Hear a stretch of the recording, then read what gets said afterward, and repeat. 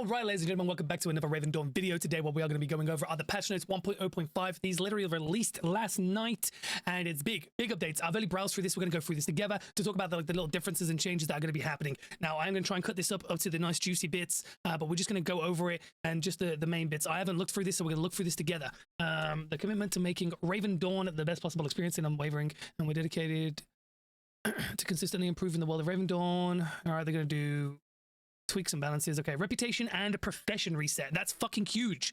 So responding to popular demand, we're introducing a much anticipated feature in patch 1.0.5 with reputation and profession tree resets. So the fact that they're bringing this in now, I might end up next video tomorrow or the day after, I might end up doing a video explaining different things about the reputation tree and why I would recommend choosing certain attributes from the reputation tree than others, what benefits, like depending on what content you're doing and stuff, and the fact that we could just consistently reset is going to be pretty big. That looks like it's going to be Raven currency though, so I think you might have to pay real life money for resetting it, maybe. If that's the case, that's going to be a bit grimy, but that just means that you just got to take more time and more consideration in the kinds of contents and the kinds of things you are doing before choosing your reputation. We're mindful of the potential gameplay imbalance excuse me, resets with frequent resets. So we have had to require a nominal fee for reputation and profession tree resetting. However, we are giving everyone a free reset for both reputation and profession trees, allowing you to refine your choices without any cost. And that's pretty big. At least we're going to get a free one and we're not going to have to pay. But like I'm saying, chat, like I understand why they won't give us consistent ones and why they're going to make us pay, because, you know, depending on the types of content you're doing, you could just switch it to get more speed while doing trade packs, or more damage when sailing in a boat, or more damage when you're on land, or more buffs to your armor when you need it. You know what I mean? So there are lots of different things that this reputation tree can end up giving you. So I like the way that they've put like a small fee, and that the fact that they're giving us a free one. So that's pretty cool. Elder Coast and Frost Steppes. These are going to be the new land. This is the new land that's opening up, ladies and gentlemen, come tomorrow. With this update, the main continent grows significantly with the addition of the Elder Coast and Frost Steppes.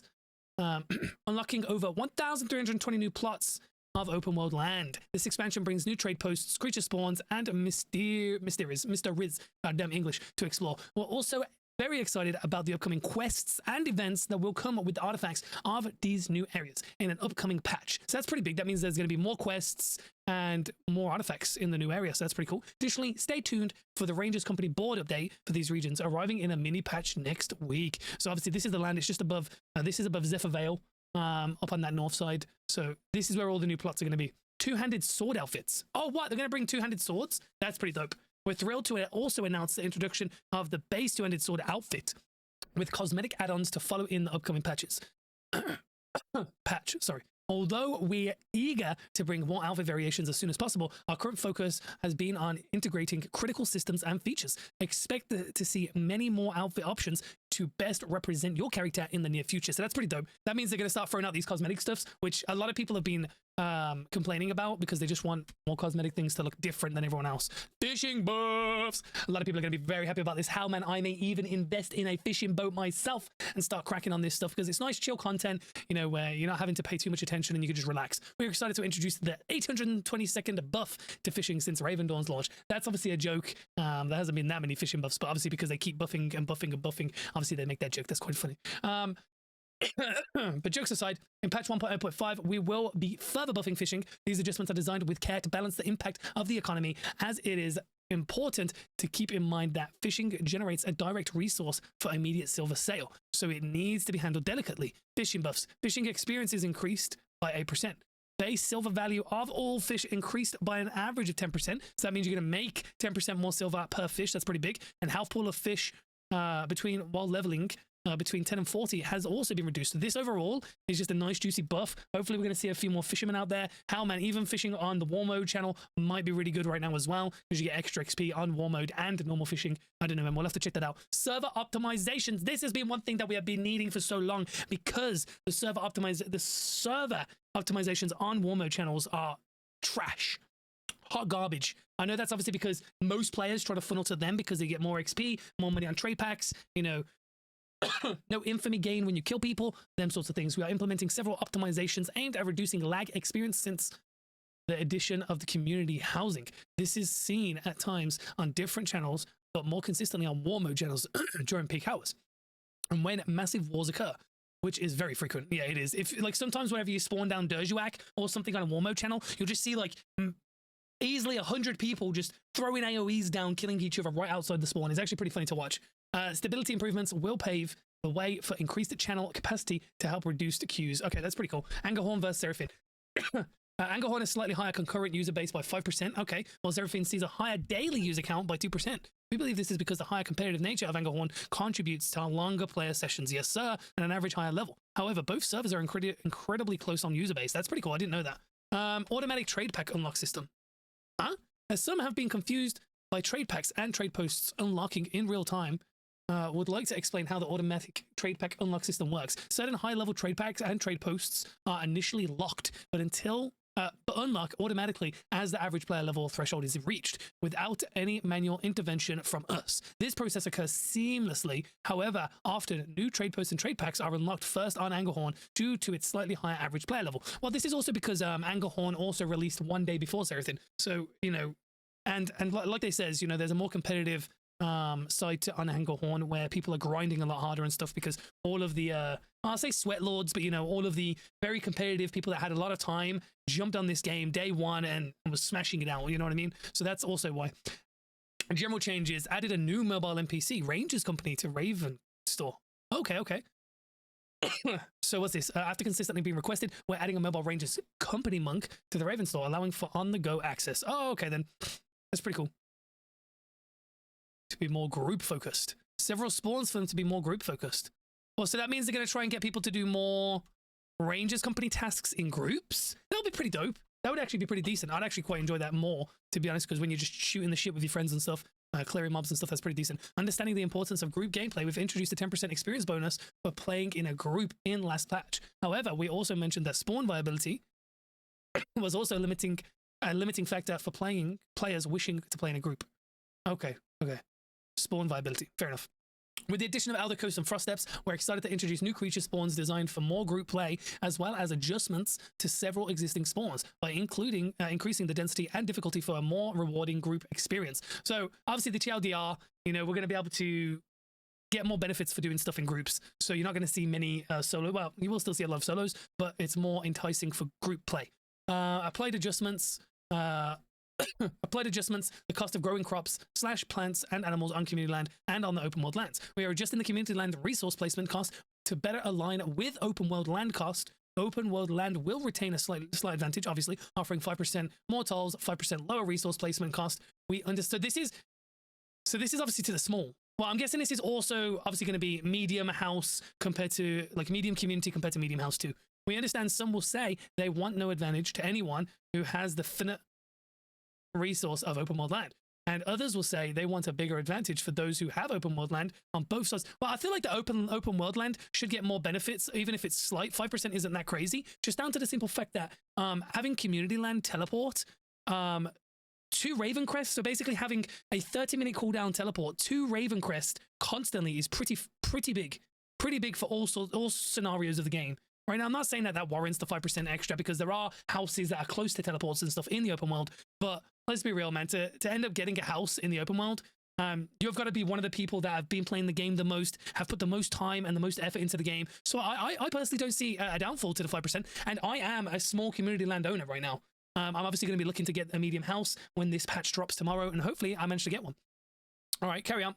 Community land, all costs will now be 5% higher than the new costs for open world land, instead of previous 25%. So that's good because they've brought them closer together. Open world land increased the cost by 12 to 14%. Applied adjustments to the following story quests and dynamic events. That'll be very nice. A cold burial changed its logic to prevent players from being trapped inside a room. Foreigner's plague changed its logic to prevent players from being trapped inside of a room. Everlasting freedom changed its logic to prevent players to defeat more waves of creatures than originally planned. And Raider of the Wicked Seals updated the reward pool to provide 69,000 XP. Okay, I don't know what the previous was. Added ranged attacks to creatures. This is obviously to stop wizard AoE farming, I'm guessing, just down to the simple fact that Cold Blast is such a big ability when it comes to AoE farming. Added translation, Portuguese to the main menu. Added a 2-second internal cooldown for Butcher's medallions proc. I have no idea what this is. Added tooltips. Excuse me. Added tooltips on the Raven store to better explain the Raven coin's bonus amount. Okay. Added a new respawn pirates under Shekel's Hold to adjust the creature's level range in Harbor Island. Okay. Oh my lord, man, my nose is so clogged up today, chat. I apologize. Added a hover tooltip function for rewards on quest log, and now players will be able to properly see the descriptions of the items given. Oh, that's cool. So the trinkets at the end of the quest, I'm guessing. That's big. That's pretty big, because so many people were just randomly choosing, and then, you know, it was a 50-50 on whether you was going to get done over or not. The fishing passive responsible for increasing weight is now being applied at the end of the minigame instead of being applied at the beginning. Okay, I don't know how that changes anything because I haven't really done much fishing. Remove the bonus experience provided to legacy level based on bonus gained for archetypes when below creature level. Oh, so that means if your effective level is nowhere near your legacy level, you're gonna get done in now. Oh damn! So that's gonna stop people leveling multiple archetypes at the same time. Oh no! Oh, that's so bad because all my other archetypes are far behind, and I'm contemplating switching builds. Oh, that's actually a rip. That's a rip for anybody that hasn't been grinding all archetypes. Rip. Remove the bonus experience provided by legacy level. Yeah. Fishing pools won't spawn in places where they could block the passage. Nearby docks, that's pretty nice. Expanded 2 buildings nearby Dojuak, one of them being around the respawn shrine. Okay. Renamed the button feedback to bug report. Nice. Fixes. I'm not really too bothered. Basic cannon is now properly respecting global cooldown. Okay. Dawn arrow is not being dodged by targets while elusive is active.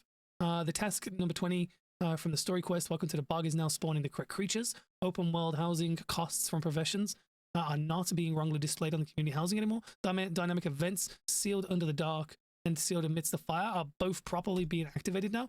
Dynamic event gritty general. Okay. Player won't lose the target when mounting. Oh, that's so good. This was so annoying, that the targeting thing. Thank God. Damage reduction formula when defeating creatures in a much higher level than the players is now working as intended. So it says that basically this is meaning it wasn't working as intended. So does that mean you had more damage reduction, or did it mean you had less damage reduction before this? Who knows? Maybe one of you guys in the comments will be able to let me know. The tasks 13 and 16 in store is properly working. Items Sorcerer's Ring now providing the correct stats. Upgrading the housing bonuses won't make the previous tier to be lost anymore. Thank God. You can actually upgrade your houses now without losing your benefits like your XP bonuses and stuff like that. That's pretty nice. Fixed scenario items having... Are we even halfway down? Yeah, we're halfway. All right, sorry about that. Fixed scenario items having wrong interactions when using crosshair skills. Fixed a woodcutting passive that was providing dense log on open world. Wow. So this wasn't supposed to be a thing. Huh. Fixed an issue causing to some areas with wolves at Zephyr Vale not properly counting for the ranger tasks. Oh, really? Interesting. I never had that problem. Fixed an issue causing wagons to improperly block players to walk through it. Oh, so it's going to stop blocking players now? Fixed an issue causing to breeded mowers improperly coming with lower tiers than its parents. I got done in by this chat. So I actually got all my tier 2 mowers today. I think it was about 8 babies that I got, and 2 of them was tier 1. And I was like, what? What the fuck even is that? But either way, that's good that it was a problem and that it's getting fixed for the future. Balance patch coming early next week. A balance patch is on the horizon, targeting early next week for its release. We've identified that certain builds, particularly several with a strong focus on AoE. So that's Wizard, that's Warfare, probably Witchcraft with the dot AoE maybe? Possibly. Are disproportionately strong and will be adjusted accordingly. We appreciate your patience as we finalize testing. I wish they would have stated like what archetypes are mainly going to be affected by this, so that way then we could have had more of an idea. All right, power feeling progression changes. Consistent feedback and reviews has highlighted a concern that progression through Ravendawn sometimes leaves players feeling less powerful against their current levels. Yes, challenges. Contrary to how many MMORPGs feel. Well, if you want to talk about that, think about Classic WoW. Classic WoW was the same. You could only kill 1 to 2 mobs at a time. And that's the same as this game, which is pretty nice. Like, I shouldn't be able to just run in there and wipe out packs of 4 to 5, easy peasy. You know what I mean? Especially if they're like 5 to 10 levels above me, because that's kind of crazy. Being able to do that, like, I think that's kind of crazy. We'll be addressing this by making significant changes to how creatures scale, ensuring players feel a sense of becoming stronger as they advance through the game. So with this being said, this is counterintuitive. I don't even know what the word is. Forget it, chat. You know what I mean? This is going against this. Because, right, you're going to make creatures weaker while weakening AoE. So AoE is still probably going to be strong. Maybe that's something to take into consideration, because that means these adjustments will not affect gear progression speed or invalidate past or current progress. Huh. Interesting. Here we go, boys. Medium and large community land. As we have successfully achieved the first step of ensuring a stable small land housing addition to Ravendawn, we are finalizing steps on adding a medium and large community land now. These land additions will come with the same upfront costs and rent as their open world medium and large land counterparts. For those concerned, saying, what about small open world land when you add medium and large community land? Well, the thing is, this doesn't matter. Like, this is going to become non-used. So small open world is going to be used by the people that can't get medium land, which is level 40. So the small open world land, a lot of it's going to open up in this next patch because all of the extra slots that they're bringing to the map, the extra mediums, smalls, and larges that they're bringing to the map is going to open up a lot of small land. 100%. I guarantee on the map, you are going to see a lot more small land opening up. And then when the medium community pops in, there's going to be so many small open world land. I wonder if down the line they'll end up converting some into mediums or larges. We'll have to wait and see. But this is going to be good for new players coming to the server, right? When the medium community comes out, people are going to be able to get a small open world. So I think this is a good thing. We already have a plan for that, and we do not recommend you abandon your current land preemptively for 1.0.6. A full breakdown, so that means a breakdown chat. It's not being released in 1.0.6, but they are going to explain in the patch. Will be shared in 1.0.6 patch notes when we add medium and large community lands. So a full breakdown will be shared in the patch notes when we add. So does that mean that could mean one of a few things? One, in 1.0.6, they're just going to explain and tell us when the medium/large community land is going to be coming out, or they are planning on releasing medium community land on 1.0.6, which it looks like each of the patches, they've been throwing out a patch every week, it seems like. So every Friday that they've been throwing out a patch. So this is probably going to be something to take into consideration when it comes to the new world slots that are going to be opening up today, ladies and gentlemen, to just be aware of that. And then obviously we hope you enjoy another major patch coming to Ravendawn in under 24 hours. Just getting started on this epic journey. So these are obviously the different sizes of the small, the medium, and the large, which is pretty cool. Does that mean they're going to... Oh, that's nice. The fact that they're getting rid of it, because this was annoying for the stuff that you planted here, is like there's a fence in the way, which was kind of annoying. So we'll just see how it goes and how things turn out. I personally am going to be going for the medium land when the patch drops in a few hours. Hopefully I can get medium land because I don't want to wait a week for community medium. And if medium community land does come in a week, that's not too bad for the people that don't manage to get medium houses with this new patch. But we'll have to see, man. Appreciate every single one of you, ladies and gentlemen, stopping by. I hope you enjoyed going over the patch notes with your boy, the Nutsack. That's right. And I hope to see you guys in next videos. Appreciate you all. Hit that subscribe button if you want to see more videos. We're going to be putting out a reputation video next, most likely. And then maybe we'll throw out a build video or maybe even some more power leveling videos. If you are interested in learning how to power level some crafting skills, I already have one out, which is for weaving. If you check out in the videos, I will also leave a link to these patch notes in case you guys want to see, look into them and read them yourselves in the description below. Appreciate every single one of you beautiful ladies and gentlemen, boys and girls, for stopping by and being here with me today. Have a beautiful day, evening, night. See you on Twitch, ladies and gentlemen.